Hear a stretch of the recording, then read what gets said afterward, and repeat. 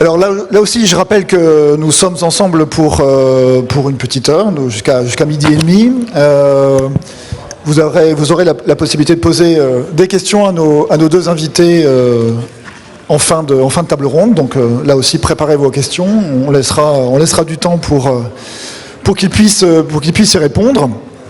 Alors la fusion IT-OT est l'accélérateur d'une transformation profonde qui dépasse la simple technologie. C'est une réinvention de la gouvernance industrielle.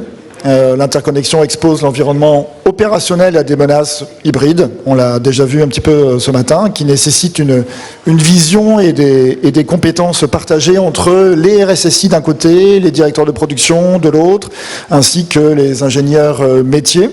La difficulté réside à la fois dans l'établissement d'une perspective de risque commune, en rappelant les spécificités de l'OT, et dans la définition de nouvelles chaînes de responsabilité.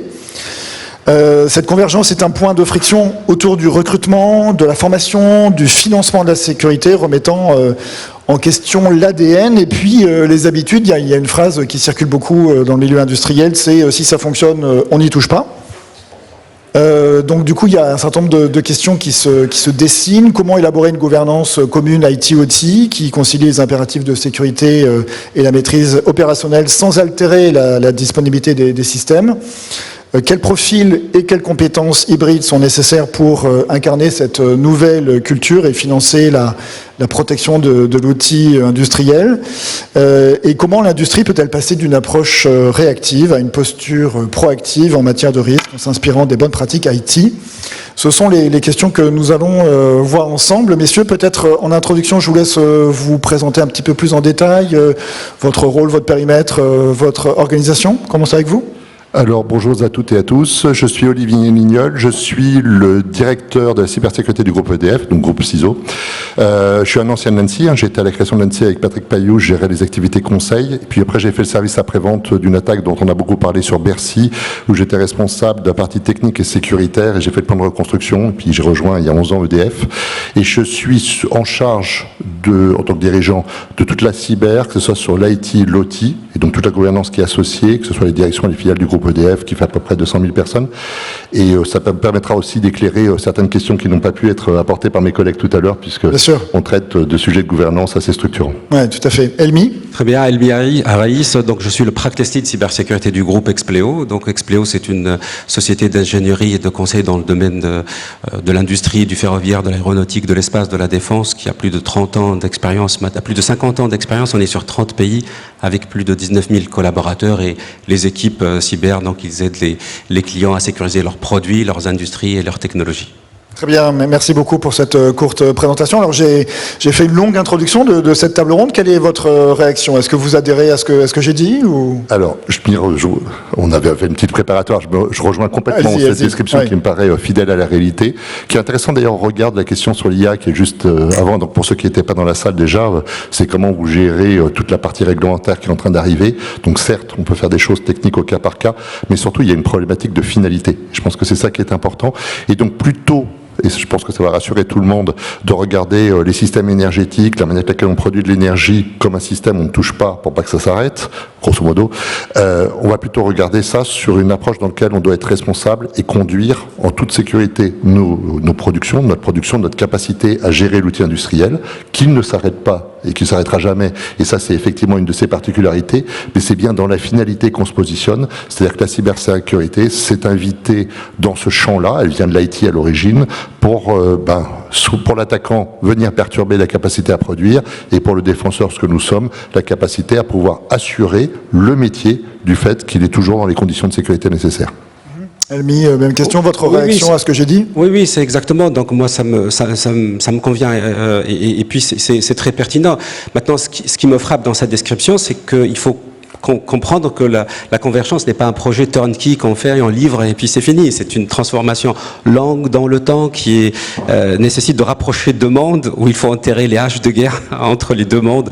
Et donc on verra ça donc dans la description. On va le voir effectivement. Ah ouais. Quand on parle de convergence IT-OT, est-ce que on parle d'abord d'un sujet technique, d'un sujet organisationnel, d'un sujet de gouvernance, l'un des trois, les trois en même temps? Alors je pense que c'est un sujet de gouvernance. Enfin, la gouvernance, c'est quoi? C'est la capacité à mener les activités, en tout cas c'est ma définition, d'une activité, et donc de l'organiser, de la coordonner de manière à ce qu'elle gagne en efficacité, ce qu'elle gagne aussi en maturité par rapport à son équilibre entre la performance, le modèle économique. Donc ça, c'est un premier aspect, c'est qu'il y a forcément un sujet de gouvernance, et comme vient de le dire Elmi, il y a aussi un sujet de rencontre de deux métiers qui, historiquement, faisaient des activités complètement différentes. Historiquement, on l'a bien vu avec WannaCry, quand il y a eu l'attaque de WannaCry et que ça a touché des très grandes structures, dont françaises, un certain nombre d'activités se sont arrêtées. Et donc la question qui s'est posée pour tous les groupes, notamment industriels, c'est est-ce que j'ai le risque d'être impacté ou pas sur ma capacité à conduire mes activités? Ça, c'est du côté du métier. Du côté de la cyber, c'est quels sont les moyens que je mets en œuvre de manière à bloquer telle ou telle typologie d'attaque, puisque je sais la nature de l'élément menaçant qui est en train de se déployer. Et donc c'est bien la jonction des deux qui est absolument primordiale. Et c'est là, donc ça commence à dater un peu, WannaCry, qu'on s'est rendu compte côté EDF qu'on ne pouvait pas avoir des décisions qui soient parfaitement alignées entre les acteurs, on va dire, du numérique cyber et les acteurs qui sont en charge de business unit qui doivent faire tourner les organes de production. L'ordre ne doit pas être contradictoire. Et donc à ce titre-là, il faut relier les deux mondes. D'accord. Elmi, oui. Oui, alors pour moi, ce que vous venez de dire, c'est aucun des deux. Aucun des trois ne peut être traité séparément. C'est un sujet à la fois technique, organisationnel et de gouvernance. Parce que, en fait, quand on parle de convergence IT-OT, quand on parle technique, on va mettre des firewalls industriels un peu partout. Quand on parle au niveau des RACI, des rôles, de l'organisation, on va mettre des organigrammes. Ou sinon, on va mettre des comités. Mais en fait, il faut les faire les trois en même temps. Le problème, le fond du problème, c'est que c'est un challenge où il y a un gap de paradigme, un changement de paradigme entre les deux mondes. Pour nous, la cybersécurité, on est basé sur des fondements comme la confidentialité, l'intégrité, la disponibilité, etc. Et alors que pour l'opérationnel, dans la prod, dans la vraie vie, leur problématique, c'est de délivrer avec du temps. Il faut opérationnellement, donc le fondement n'est pas les mêmes. Donc il faut rapprocher. Et honnêtement, ça veut dire, si on peut dire le mot, donc en fait c'est anthropologique, parce qu'il y a deux mondes, des identités différentes qui se rejoignent sur un même objectif. Et d'ailleurs, l'expérience qu'on a aujourd'hui, ça veut dire cette convergence, les expériences que nous avons menées chez Expleo, elle échoue. Pourquoi? Parce qu'il n'y a pas un langage commun, une traduction, des ponts. Donc c'est un projet où il y a beaucoup de challenges et il ne se base pas seulement sur un principe ou deux. Donc c'est les trois en même temps. Donc l'échec, c'est de les traiter séparément. Donc le langage commun, vous avez déjà identifié une première friction. Est-ce qu'il y a d'autres points de friction entre les équipes de cybersécurité, les directions industrielles, les opérationnels? Alors j'en vois trois, côté EDF, côté utilisateur final. Les EFR, les états finaux recherchés, dont on parle un peu beaucoup dans un contexte en ce moment, c'est-à-dire quels sont les buts entre les différentes structures. Le deuxième, ça sera la maturité sur les différents environnements, et le troisième, ça sera le standard. Donc je m'explique. Sur la partie finalité, on a des patrons qui ont comme objectif de gérer leur outil industriel, de le faire tourner en tout temps, de le faire évoluer et de gagner en efficacité, en lead time et en optimisation du temps pour délivrer ce qu'ils ont à délivrer et en productivité. Donc très bien. Du côté de la cybersécurité, on va amener finalement un champ de contraintes supplémentaires de manière à mieux protéger avec la finalité qui est de protéger, qui n'est pas la même que celle de produire. Donc ça, c'est le premier point qui peut être un point de friction sur un manque de compréhension réciproque. Le deuxième point, je le disais, la maturité. C'est-à-dire que, évidemment, et je rassure tout le monde, contrôle-commande d'une centrale nucléaire, c'est complètement sécurisé, c'est d'ailleurs très fortement suivi par les autorités, dont l'ANSSI, et donc cet environnement est extrêmement sécurisé. Quand on va s'écarter des environnements les plus critiques, on n'aura pas géré de la même manière la numérisation de l'OT, des systèmes industriels, et donc on aura une disparité qui fera un manque d'homogénéité qui peut être dangereux sur des attaques systémiques ou sur des attaques autour de la supply chain, c'est-à-dire la chaîne des fournisseurs qui n'est pas forcément sécurisée de la même manière. Et le troisième axe, c'est la standardisation. C'est-à-dire que standardiser pour standardiser, c'est comme la convergence IT-OT, tout seul, brut de fonderie, ça sert à rien. Par contre, se dire que dans les approches jusqu'à maintenant, on était dans le monde industriel d'une manière quand même assez large, dans une approche de société qui fournit de la technologie, d'intégrateur qui intègre et qui va amener en même temps le maintien en conditions opérationnelles, le maintien en conditions de sécurité, et donc ça sera des verticales. Et la standardisation d'outils numériques dans l'industriel, ce qu'on fait dans l'IT, ça serait plutôt un horizontal. C'est une capacité à faire émerger des moyens techniques, des moyens technologiques, des approches nouvelles qui, elles, bénéficieraient du numérique. Et là, en plus, on peut traiter des problématiques comme la souveraineté, on peut traiter des problématiques comme la politique industrielle et la dépendance à un certain nombre de fournisseurs. Et donc, cet axe-là est plutôt nouveau, et je pense que c'est un point de friction qu'on est en train de lever au fur et à mesure, parce qu'à l'évidence, on doit aller vers quelque chose de plus intégré. Elmi, d'autres points de friction? Oui, je pense qu'il y a plusieurs fractures, il y a 3 fractures. Il y a premièrement la fracture temporelle. Ça veut dire, nous, on est en IT, généralement, on est sur des cycles de vie de 3, 12, 18 mois pour patcher, etc. Alors que dans l'industriel, ils sont sur 15, 20, 30 ans. Donc, comme moi, j'étais dans un audit de sécurité il y a quelques semaines, on trouve encore dans des usines du Windows 95 qui tourne. Il tourne bien, ça marche bien. D'accord? Donc, patcher un système de ce type-là, ou le changer, c'est comme si il y a un avion en plein vol et vous demandez de changer les roues. Donc, ça marche pas, c'est pas comme ça. Donc, il y a une fracture temporelle, la première. La deuxième fracture, c'est une fracture de responsabilité. Dans l'IT, généralement, donc on a un incident de 4 heures, c'est un incident sérieux. En opérationnel, un incident d'IT peut tuer des personnes. C'est pas la même chose. Quand on vient, donc il y a des problèmes de sûreté. Il y a des problèmes, donc les impacts peuvent être dévastateurs, les impacts. Et puis la troisième fracture, je pense. C'est pas de l'arrogance, mais je vais le dire comme je le pense. C'est une fracture de légitimité. Quelqu'un opérationnel qui est sur une ligne de production depuis 20 ans, le jeune expert qui est très bon dans le SOC, qui a 28 ans, qui va lui expliquer que son PLC, parce qu'il envoie des messages, qui n'a jamais mis les pieds dans une salle de contrôle, je pense qu'il y a un langage, il y a un problème ou un pan ou une traduction qui doit être faite entre les deux. Donc c'est 3, temporel, responsabilité, légitimité. Alors du coup, comment construire une lecture commune du risque entre ces univers qui n'ont ni les mêmes priorités, ni, comme vous l'avez dit, ni les mêmes temporalités? Alors déjà, il faut intégrer cette notion de temporalité. Donc ce qui vient d'être dit par Elmi est assez prégnant chez nous. C'est-à-dire que construire une centrale nucléaire, on constate en ce moment que ça prend un certain temps.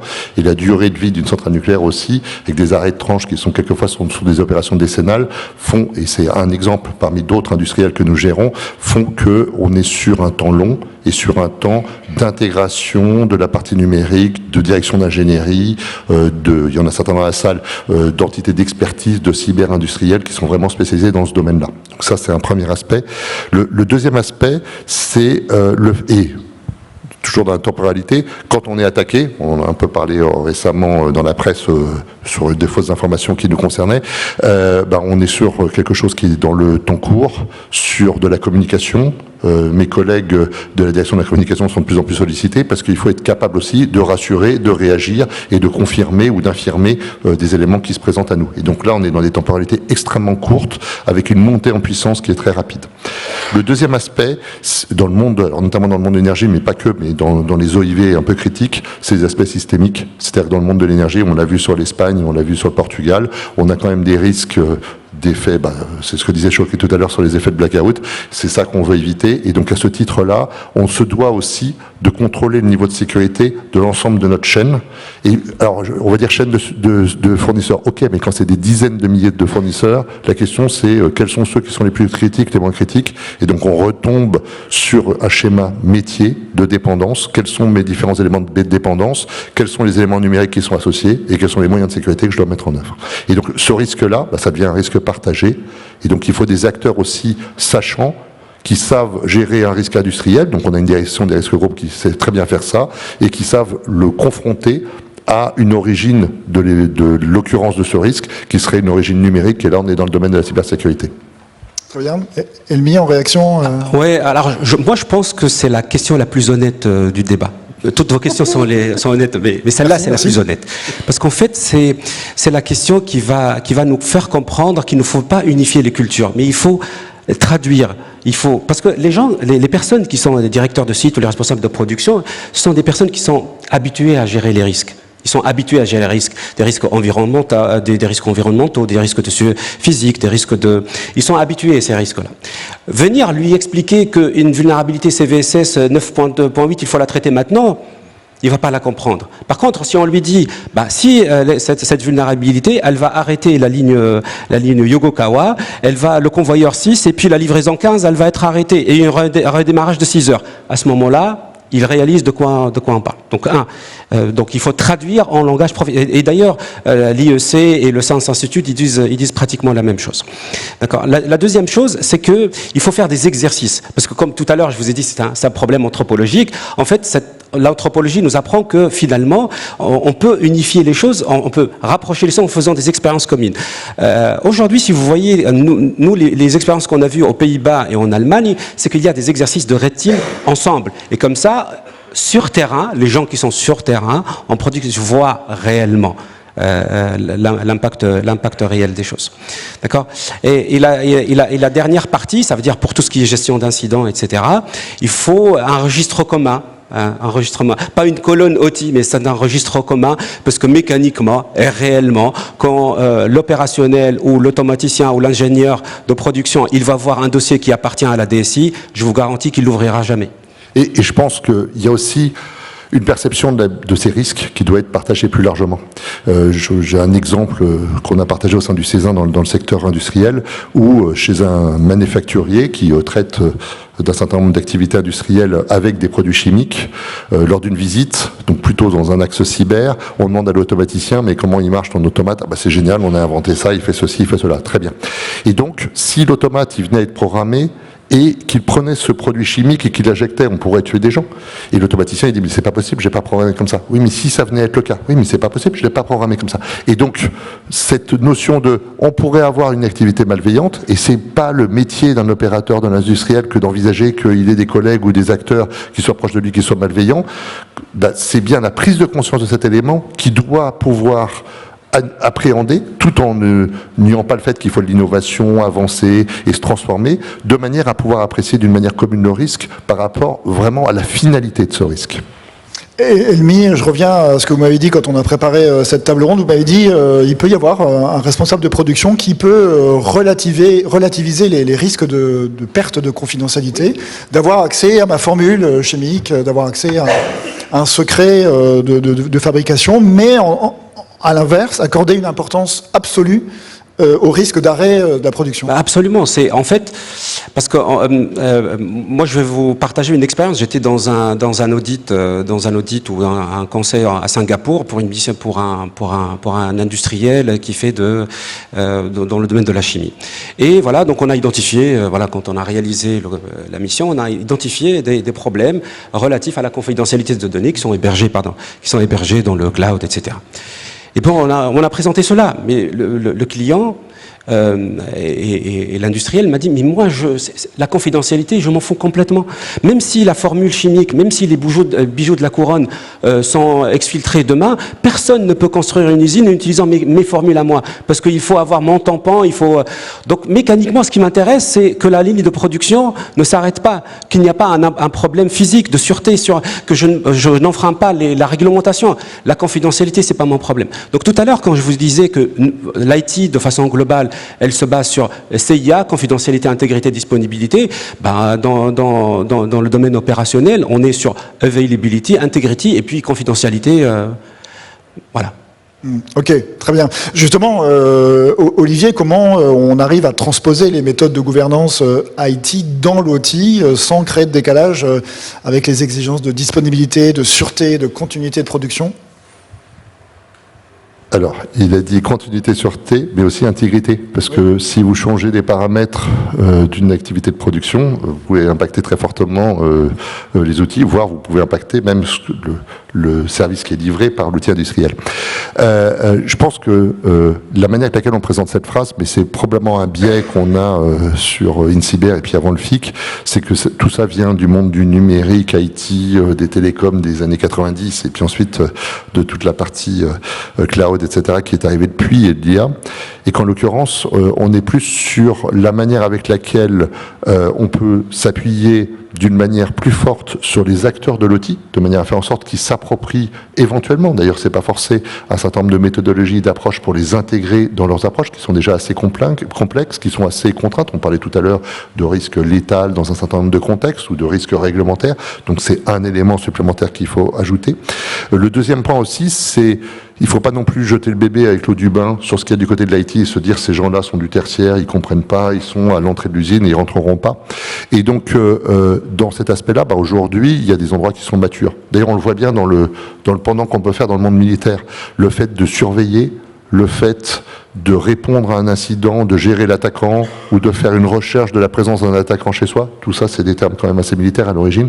Et en l'occurrence, tout ça fonctionne très bien dans nos équipes de SOC, de CERT. Je pense qu'on n'a plus les moyens économiques de garder une barrière entre les deux et de payer double pour l'ensemble de ces activités. En plus, on perd en efficacité, en performance. Et donc chez EDF, on a fait le choix de consolider ça au sein d'un centre qui s'appelle le Centre d'Excellence Cyber que je dirige depuis 1 an. Et donc cette approche-là permet d'avoir une capacité à opérer de la cybersécurité traditionnelle, qu'elle vienne de n'importe quel outil numérique, mais par contre elle le fait, entre guillemets, sans connaissance de l'ingénierie. Et donc notre point de vue, c'est que la connaissance métier, la connaissance de l'ingénierie, de l'intégration, du design, de la validation de l'exposition au risque, même si on a quelques éléments de compétence, elle doit être maîtrisée au sein du métier. Et c'est cette jonction entre ce qui est déployé et comment cet outil industriel évolue dans son aspect numérique et comment il est lié à des outils opérationnels de cybersécurité qui change la donne. Et donc sur de la surveillance, comme j'ai dit, la réponse à incident et évidemment la problématique de gestion des vulnérabilités qui est de plus en plus prégnante. Elmi ? Alors, moi, je vais juste, Olivier, en fait, moi, je pense qu'il y a des choses qu'on peut transposer rapidement. Ça veut dire des choses qu'on peut transposer rapidement, la notion de défense en profondeur, ça veut dire les fondements, l'esprit de des principes fondamentaux de la cybersécurité, mais pas la procédure détaillée. Je vais m'expliquer. Ça veut dire tout ce qui est inventaire exhaustif. Des actifs, ça on peut le transposer. Le principe de défense en profondeur, les principes de gestion des identités d'accès distant, contrôle distant. On parlait tout à l'heure, Olivier parlait de la partie également SOC, etc. Mais il y a des choses qu'on ne peut pas. On ne peut pas. Le patch management, on ne peut pas le transposer. On ne peut pas le transposer. Ça veut dire, aujourd'hui, il y a des systèmes en legacy qui tournent encore et qui vont continuer à tourner pour de longues durées. On ne peut pas appliquer des correctifs comme ça, sans fenêtre de maintenance, sans avoir des accès et sans faire des analyses, etc. Donc on ne peut pas le transposer. La partie least privilege, par exemple, le moindre privilège, on ne peut pas, parce que dans la prod, dans la réelle industrie, il y a des comptes qui sont partagés entre les différents opérateurs. Donc c'est très difficile de le transposer.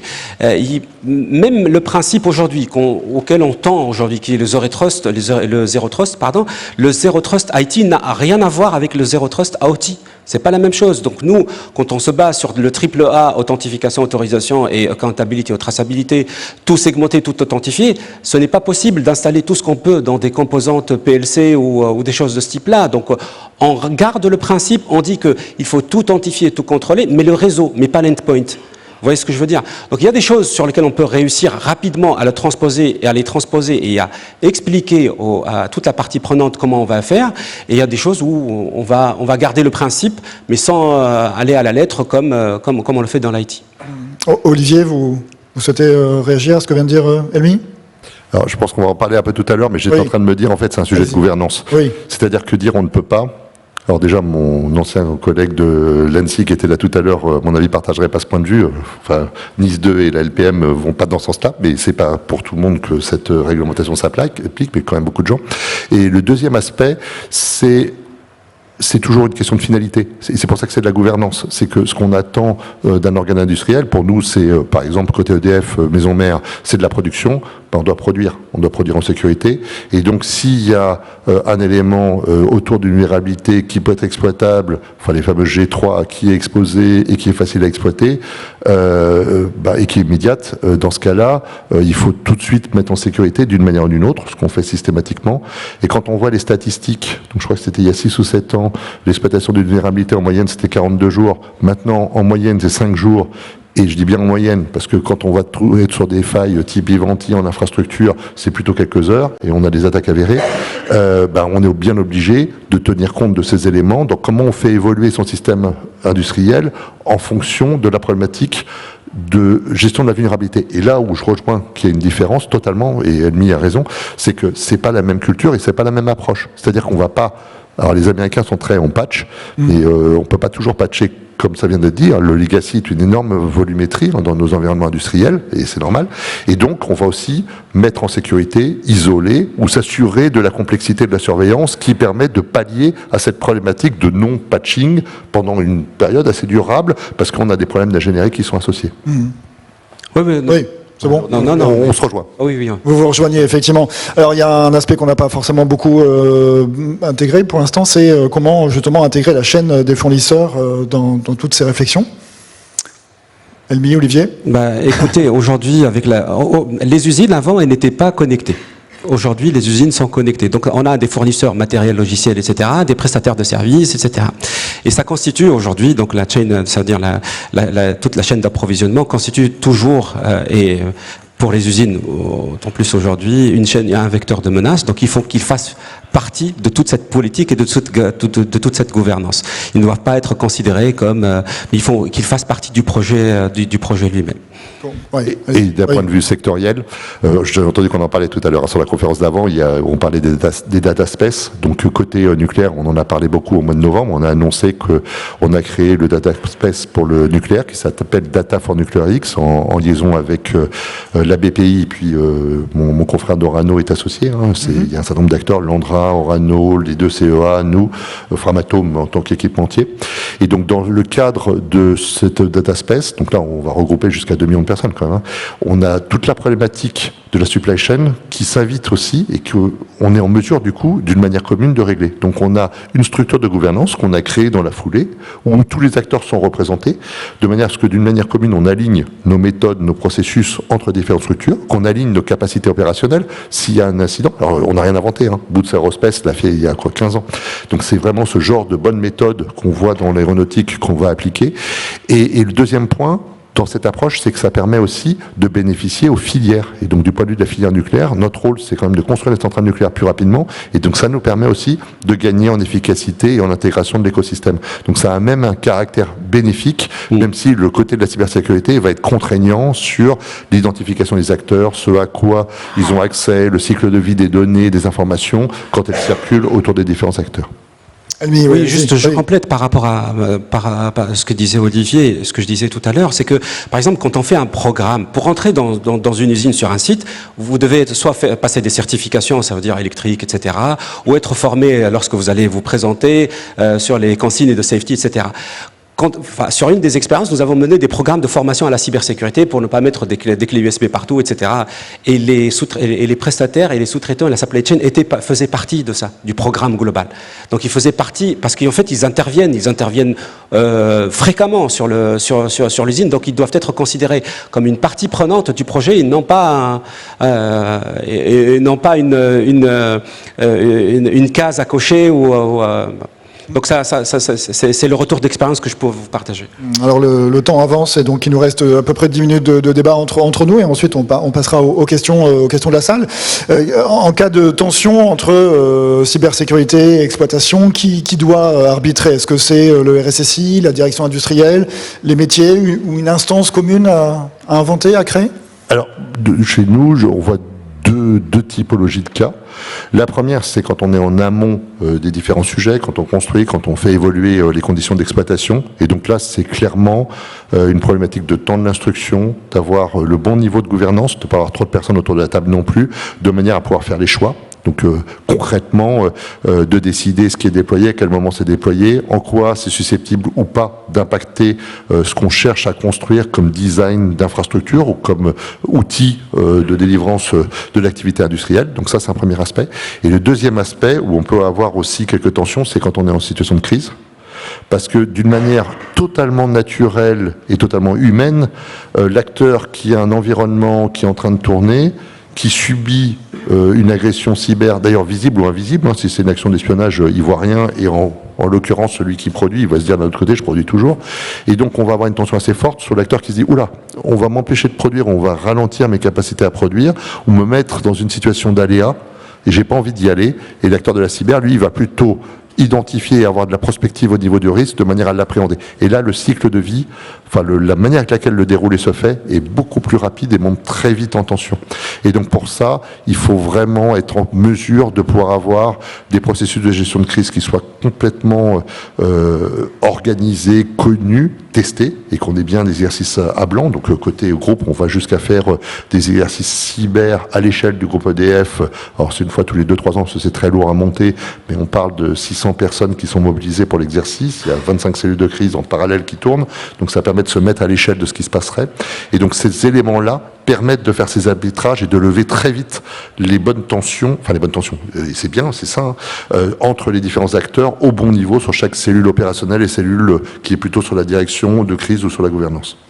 Elmi, ouais. Oui, alors en fait, le RSSI de façon globale gère les risques numériques, etc. Le directeur de site ou les responsables de production gèrent les risques opérationnels, environnementaux, contractuels, etc. Chacun vis-à-vis de l'autre n'a pas la légitimité de gérer un risque commun. Chacun il dit mais moi j'ai ma partie. Donc moi les expériences qu'on a vues qui réussissent, c'est d'avoir quelqu'un en haut qui est risk-owner. C'est quelqu'un au niveau de la direction générale, du COMEX, etc., qui a cette légitimité. Pas un comité, pas un nom, une adresse email, un numéro de téléphone, qui a cette légitimité de faire des arbitrages. Ou, comme disait Olivier, de choses qui sont plus ou moins industrialisées. Parce que dans l'aéronautique, par exemple, dans l'avion, quand il va, enfin, entre la ponctualité et la sûreté, c'est pas entre le pilote et la personne qui est dans la tour de contrôle qui vont décider. Il y a des protocoles qui sont déjà faits, déjà préparés. Hein. Donc à ce moment-là, tout est organisé. Ok, très bien. Dans les faits, à quoi ressemble une gouvernance IT-OT qui fonctionne? Est-ce qu'il y a des rituels, des instances, des rôles, des responsabilités clairement identifiées? Oui, il y a une gouvernance, comme on expliquait depuis le début. Donc les expériences que je peux vous partager, donc il y a un réseau. Le réseau, c'est les personnes qui sont locaux sur site, qui sont physiquement sur site, qui peuvent être les points locaux, les relais locaux sur la cybersécurité. Donc on a mécaniquement des comités, ça veut dire mensuels, IT-OT en même temps, pas l'IT qui présente l'outil ou une colonne de l'OT, donc qui est co-animé par les deux avec leurs propres indicateurs et leurs plans d'action ensemble. Et donc c'est des comités de pilotage qui peuvent faire les actions et puis faire le suivi, etc.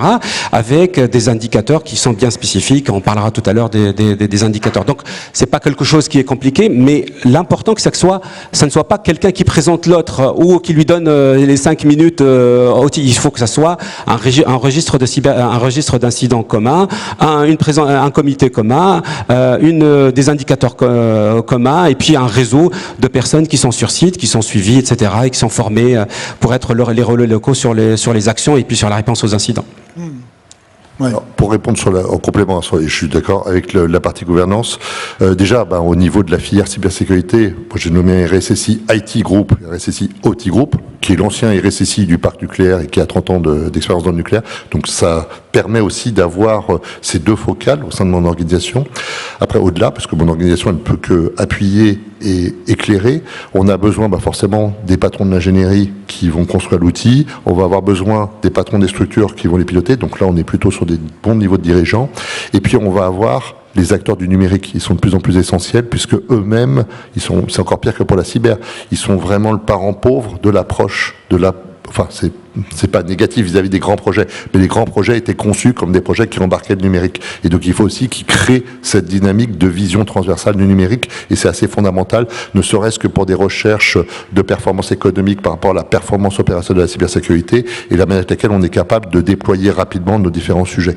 Donc je pense que d'une manière globale... oui, puis le dernier point sur la gouvernance, ça permet aussi d'aller rechercher de la standardisation, de l'interopérabilité, et puis de pouvoir traiter des sujets qu'un directeur d'usine ou qu'un directeur de production ne pourra pas gérer, tels que des problématiques globales de souveraineté, de dépendance à la supply chain, ce genre de choses. Elmi, vous vouliez réagir ? Oui, en fait, c'est ce que dit Olivier très très juste. Moi, ce que je pourrais ajouter, c'est que on pourrait ajouter dans le rôle de la gouvernance, dans un des rôles de la gouvernance, qu'on appelle un Business Information Security Officer. Ça veut dire cette traduction entre le RSSI du groupe et le responsable du site, qui va traduire, qui va apporter le langage, qui va essayer de se rapprocher et qui va construire ce pont. Alors, juste avant, Elmi, vous avez parlé de formation, donc j'en avais parlé aussi en introduction, le sujet des compétences, ce sujet revient systématiquement. Quel profil hybride faut-il aujourd'hui avoir pour obtenir une coopération plus intégrée entre les équipes IT-OT ? Je prends celle-là. En fait, ce que je vais vous dire, moi j'ai une réserve sur la formation. La question n'est pas une question de formation, mais de vécu. De vécu. Quelqu'un qui fait un SOC, qui n'a jamais mis les pieds dans une usine, ne peut pas être efficace. Donc il peut avoir la formation qu'il veut, mais qui n'a pas fait une immersion. Au moins le patron du SOC, etc. Il a fait une immersion, il connaît comment ça marche, les gens qu'il va avoir au téléphone, les lignes de production, les réseaux, etc. Il sera plus efficace. Un automaticien, on va lui faire la formation qu'on veut, mais il faut qu'il soit... Ça veut dire, on ne peut pas envoyer un ingénieur directement sur site. Vaut mieux que ça soit un automaticien qui est sensibilisé. Donc la question c'est le vécu, l'expérience, la réalité, plus que, en plus de la formation académique, etc. Olivier. Alors sur les compétences, alors je pense déjà que ça marche dans les deux sens, ce qu'on vient de dire. Parce que, l'ingénieur sécu qui avait jamais vu une centrale qui arrive en costard-cravate dans la centrale, il ne sait pas très bien comment bouger, je suis d'accord, ça amène pas tout de suite une synergie avec les acteurs. Ceci étant dit, une grosse partie de mon équipe a ces EPI, c'est quelque chose sur lequel on est intégré, et on a intégré les conditions de sécurité qu'on a dans une structure. Et rien que le fait de faire l'effort permet déjà de rapprocher les deux mondes. Après, plus globalement, sur la problématique des compétences, on est quand même toujours sur une pénurie des compétences. Ça existait déjà quand j'étais à l'ANSSI. Qu'aujourd'hui, côté alternance et tout ça, on a un problème parce qu'on n'arrive pas à servir tout le monde. Enfin, le dernier poste d'alternant qu'on a publié sur notre site de Rennes, on a eu 600 candidats. Donc ça veut dire qu'il y a 599 personnes qui ont cherché ailleurs après. Donc ça va poser une difficulté. Et en même temps, on a une grande faiblesse de middle management. On a peu d'acteurs dans les trentenaires, jeunes quarantenaires, qui commencent à monter en puissance parce qu'ils ne sont pas assez nombreux. Et cette problématique, elle existait dans l'IT, elle va commencer à exister de plus en plus dans l'OT. Et donc il faut qu'on soit capable de faire des schémas de parcours, de professionnalisation. Donc on avait engagé ces schémas-là pour rapprocher les gens qui étaient plutôt SI traditionnels vers du numérique, cyber, IT, et on doit faire la même chose sur des acteurs qui viendraient plutôt du domaine de l'OT. Et je pense que c'est un des éléments sur lesquels on doit progresser. Et puis le deuxième, c'est qu'on doit aller au bout du changement de culture. On doit arrêter d'avoir quelques gens qui ont été novateurs, qui étaient là dès le début, du côté industriel, et qui vous disent « Ah oui, mais moi je connais l'industriel de l'OT, toi tu le connais pas, ça fait 20 ans que j'en fais. » Certes, mais il va falloir que d'une manière commune, on s'approprie cet élément et on commence à lisser les différentes compétences entre les deux mondes. On va passer aux questions de la salle. Peut-être une dernière question pour vous deux. Si vous deviez identifier un indicateur simple permettant de mesurer justement la maturité d'une gouvernance IT-OT, quel serait-il ? Alors, par rapport à la question de tout à l'heure, en fait, effectivement. En fait, il faut être... moi, ce que j'ai appris depuis plus de 25 ans en cybersécurité, il faut se résigner, il faut être humble, il faut dire qu'on va se faire attaquer. Bercy, toi, Olivier, tu as vécu l'expérience, s'est fait attaquer, l'Élysée s'est fait attaquer, etc. Donc, l'expérience qu'on a aujourd'hui, qu'est-ce qu'elle nous a appris ? Elle nous a appris qu'il y a deux paramètres importants en cybersécurité. C'est time of detection, time of response. C'est le temps, la fenêtre de temps qu'on va laisser à l'attaquant pour... Parce que c'est très facile. En fait, c'est plus facile de venir à quelqu'un dans l'OT et de lui dire, voilà, nous, notre estimation, c'est qu'en cas d'attaque, l'attaquant va opérer chez vous pendant 6 mois. Qu'est-ce qu'on fait maintenant ? Et donc, je vais rebondir. Elmi, oui, vous voulez mais donc en fait, c'est un indicateur mesurable et qui couvre tout, qui couvre l'inventaire des actifs parce qu'on sait qu'est-ce qu'on protège, la procédure de commandement, de gouvernance, de décision, la formation, etc. Donc c'est un indicateur qui va résumer l'ensemble des actions et de dire voilà qu'on va passer comme IBM X-Force ou Mendiant ou le dernier rapport qui dit que aujourd'hui on est sur plusieurs mois où les pirates peuvent opérer et de dire voilà on part de 4 mois et notre objectif c'est de les réduire à 62 jours, c'est mesurable et c'est parlant à tout le monde. Olivier. Et moi, très rapidement, j'en ai 2 indicateurs. Le premier, c'est ceux qui sont liés, et mon président en parle régulièrement, sur notre capacité à avoir de la performance économique et opérationnelle. Et donc, en clair, ça veut dire quoi ? Ça veut dire que le temps métal, le temps qu'on passe à faire des choses qui sont utiles, se maximise, et le temps où on fait d'autres choses se minimise. Donc, typiquement, l'IA, une meilleure organisation, une meilleure pilotage par les KPI permet de régler ça. Et le deuxième, c'est la performance opérationnelle, c'est la capacité effective effectivement à être capable de calculer le temps entre on débute quelque chose et on l'a fait, pour construire, pour évoluer, etc. Dernier point, parce que mon collègue n'a pas suivi l'ensemble des éléments de la tête de groupe, et donc en l'occurrence au niveau du groupe EDF, nous sommes associés avec la Caisse des dépôts et consignations dans le cadre d'une structure qui vient de se créer, dont on a un peu parlé, qui a créé un indice, qui est l'indice de résilience numérique, et Chokri aurait dû le dire. IRN. Et exactement. Et donc Martine Gourrier nous y représente, elle fait partie des fondateurs, et donc c'est bien une volonté politique d'un certain nombre d'acteurs politiques dans le sens noble du terme, d'essayer de définir un indice qui serait représentatif pour tous et qui serait une référence. Et ça permettrait d'intégrer les remarques qui ont été faites tout à l'heure. On pourrait faire comme ci, on pourrait faire comme ça. Ce qui est très bien. Mais par contre, on veut avoir quelque chose qui soit un marqueur lisible. Très bien. Merci beaucoup, messieurs. Parole à la salle.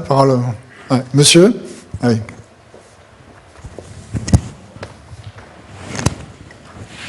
Deuxième question. Tout d'abord, je voulais remercier Olivier Elmide pour cette excellente table ronde et d'avoir répondu du coup après coup à ma question. Donc je prends. Et j'avais tendu la perche justement pour l'indice de résilience numérique et je voulais avoir un peu plus de détails. Donc merci beaucoup. Ma question est par rapport à des mots que j'ai perçus tout à l'heure depuis sur vos interventions. J'ai entendu terminologie, donc alignement de sémantique, d'ontologie.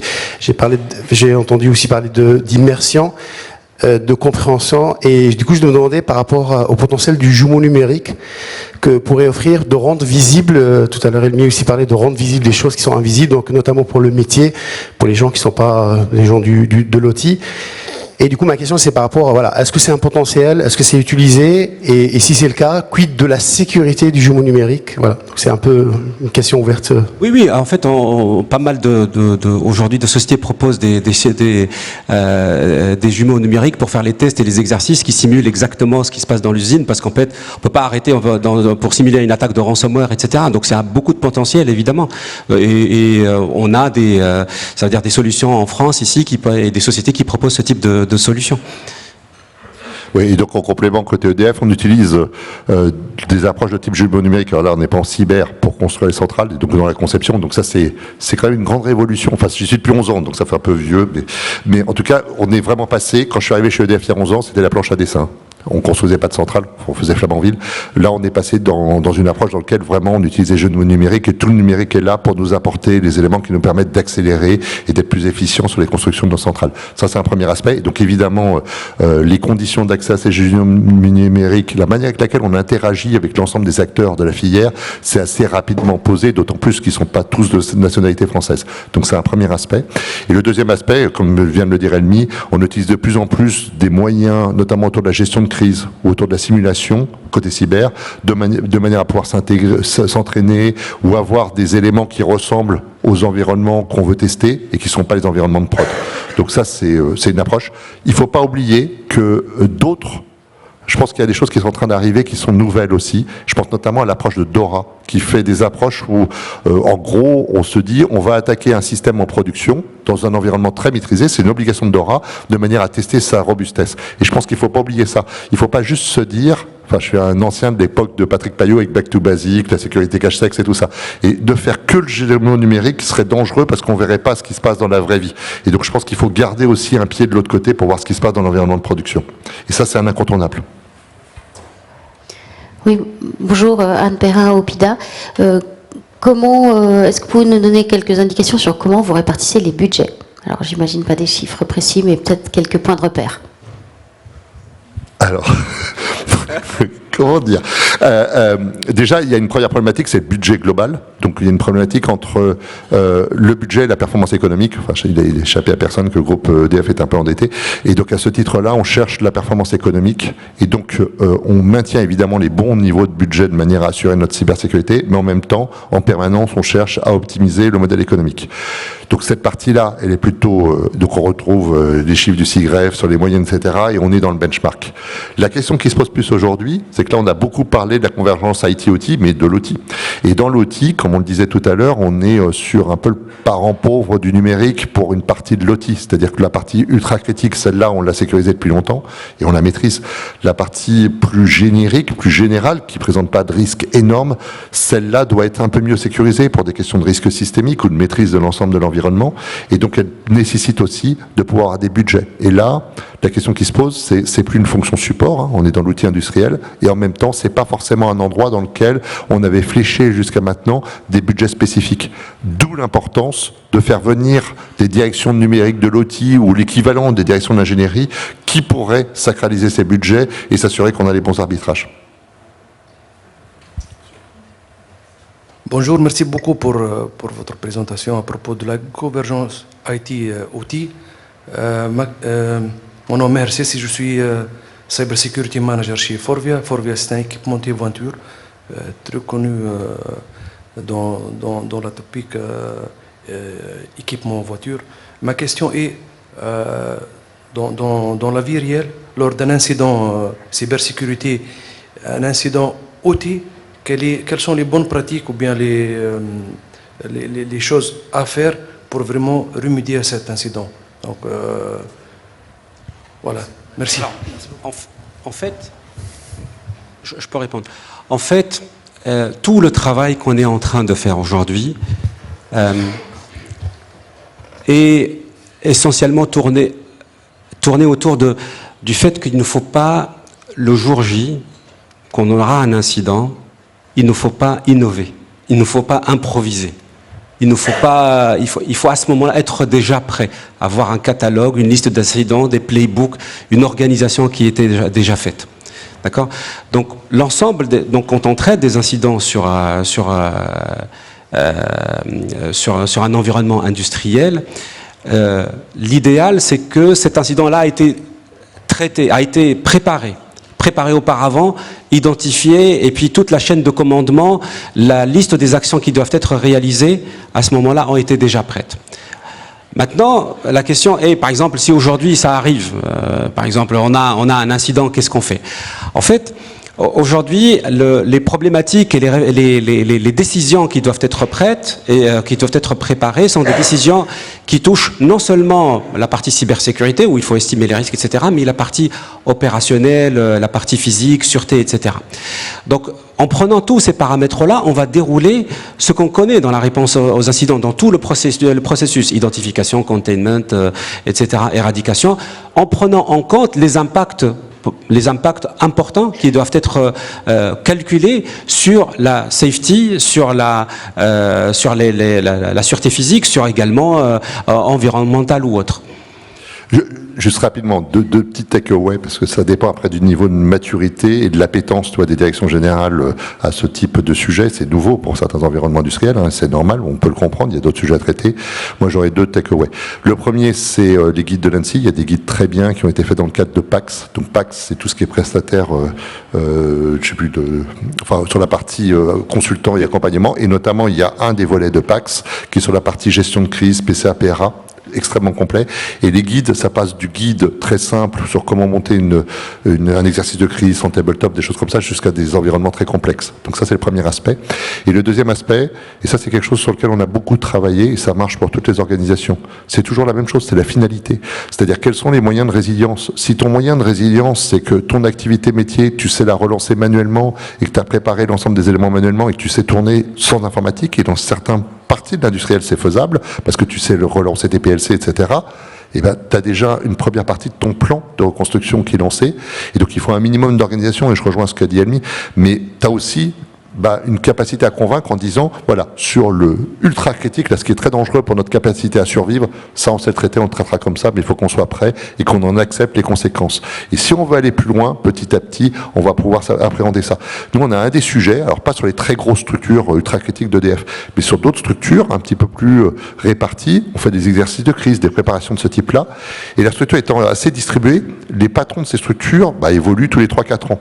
On fait un tour de formation de tous les patrons des différentes structures industrielles, et déjà ils sont partis, il faut reformer la génération d'après. Donc il y a une sorte de mythe de Sisyphe où en permanence on remonte la pierre qui redescend. Et donc tu vois, il faut le prendre en compte. Et à partir de là, tu as une stratégie à laquelle adhère plus facilement la direction générale ou la direction industrielle, parce que je te dis, c'est réaliste et ça me parle, et ok, c'est pas parfait, mais ça me parle. Alors, dernière question avec monsieur. Bonjour, Joachim Fonfred, j'interviens comme consultant en site CVSO hors groupe, donc à un niveau plus local. Aujourd'hui, on parle de convergence IT et OT, et j'aurais aimé avoir votre avis, votre conviction personnelle sur les convergences des directions QHSE et de la cyber. Parce qu'aujourd'hui, moi, je fais de la mise en place de process GRC, et en fait, on retrouve, mine de rien, énormément de choses qui sont déjà en place dans les directions QHSE. Qu'est-ce que vous pensez d'une cyber qui passerait à 100% par la QHSE ? Alors en fait, moi, j'adore quand il y a un système de management intégré. Donc il y a un système de management intégré où il y a une organisation intégrée, il faut se plugger dedans. Il ne faut pas construire quelque chose de parallèle. Donc je vous encourage vivement à faire. Vivement. Parce que ça permet... Parce qu'en fait, comme disait Olivier tout à l'heure, il y a quelques minutes, quand il y a des choses qui sont en place, il faut bâtir dessus. Il ne faut pas construire quelque chose de parallèle. Donc, et nous, on voit, par exemple... Je vais vous donner un exemple sur l'IT, par exemple, quand on voit qu'il y a un système de management de l'ISO 9001, l'ISO 27001, elle vient se poser dessus. Elle vient pas faire quelque chose de parallèle. Il faut pas faire ça.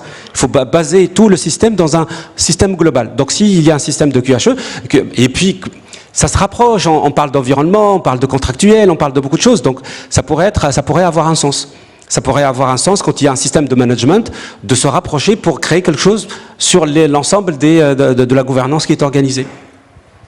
Je pense que, j'allais dire tous les modèles sont applicables, il n'y a pas de modèle type. Quand on va être dans une approche type EDF pour des raisons historiques, il y a toute la partie protection de site, toute la partie sûreté, sécurité qui était complètement intégrée dans une structure. Et donc toute cette partie QHSE, c'est invité assez naturellement dans cet organe. Et moi, je me suis simplement, en tant que dirigeant cyber du groupe, rattaché à cet organe, puisque la gouvernance cyber, évidemment, de ces organes, elle est traitée à cet endroit-là. Donc, de fait, ils sont appropriés une partie de l'approche, puisqu'on est dans une approche de conformité par rapport à un certain nombre de réglementations qui peuvent être sécuritaires, sûreté, mais aussi environnementales. Donc, ça rejoint un peu l'idée. Et c'est, voilà, si c'est adapté à la gouvernance de l'entreprise, pas numérique, de la gouvernance de l'entreprise, c'est une bonne idée. Merci messieurs, merci pour votre intervention. On peut les applaudir.